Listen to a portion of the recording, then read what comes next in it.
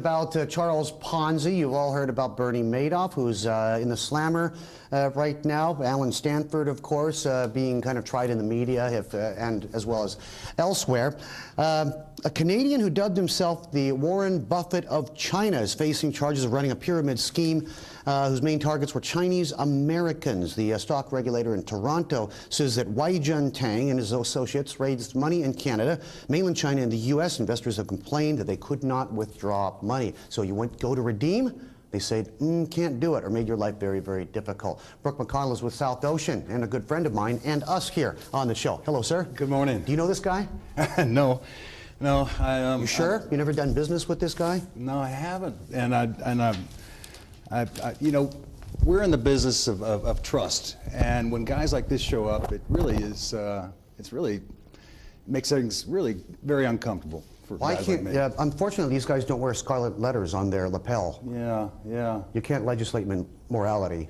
If somebody wants to steal, they'll find a way around any regulation, no matter how much you want to regulate. I don't know how these guys do it. The promoter, Madoff, was just incredible bringing in money, and it was how he did it is just unbelievable. So, you know, my dad told me a long time ago, don't try and cut corners, Brooks. You know, let's stay. We have HSBC as our custodian, we have Deloitte as our auditor, and we have, you know, Deckard as our lawyer. So, you know, we've got the top names. We stay up there, and though they're more expensive, perhaps during times like this, they pay off.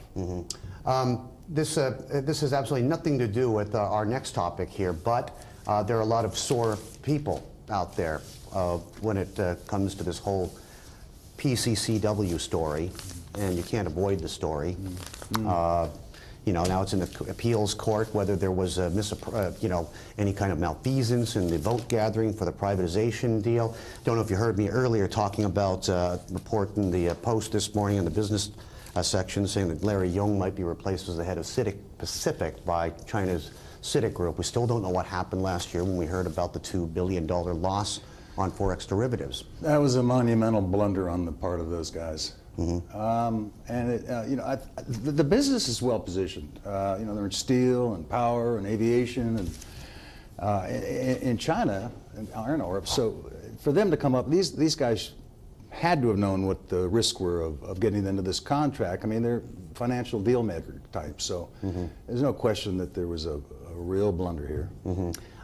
When the stuff is really hitting the top news flow, you know, just like PCCW, blah, blah, blah.